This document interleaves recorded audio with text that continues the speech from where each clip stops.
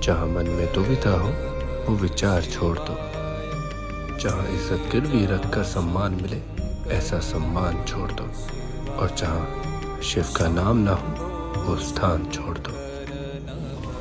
32वां अध्याय सुरेश्वर अवतार भाग दूसरा। जब भगवान शंकर ने इंद्र के रूप में उस बालक से कहा, क्या तुम देवताओं के स्वामी इंद्र को नहीं जानते? मैं वही इंद्र हूँ। रुद्र को त्याग कर मेरी पूजा करो। यदि निर्गुण रुद्र को पूजोगे तो देव जाति से निकाल पिशाच बना दिए जाओगे।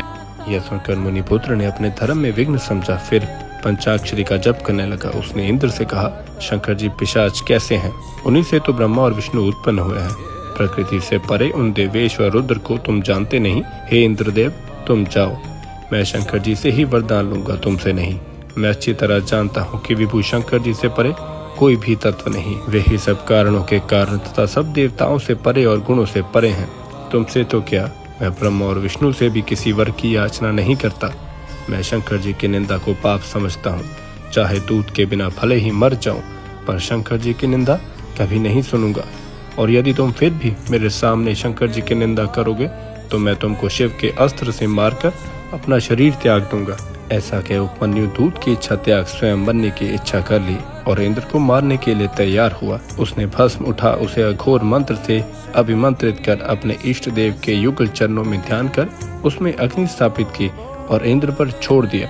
परंतु वे इंद्र तो थे ही नहीं, वे तो साक्षात शंकर थे। शंकर जी ने तत्काल प्रत्यक्ष ही उस ब्राह्मण को दर्शन दिए और हजारों दूध के समुद्र, दही के समुद्र तथा अन्य भक्ष्य और भोज्य पदार्थों से समूह उसे दिखाए और पार्वती सहित बैल पर बैठ गणों सहित त्रिशूल आदि सुंदर अस्त्रों से शोभित अपना रूप दिखाया। आकाश में धुंध भी बचने लगी। ये देख उपमन्यु शिव जी को दंडवत करता हुआ पृथ्वी पर लेट गया। फिर तो भगवान शंकर ने आओ आओ ऐसा कहते हुए उसे बुलाया। मस्तक सूंघ वर देने को कहा। उपमन्यु ने शंकर जी की स्तुति की। शंकर जी ने उसे उठा हृदय से लगा पार्वती को दिया। पार्वती जी ने प्यार कर कुमार के समान ही अपना अक्षय कुमार नामक पुत्र बनाया।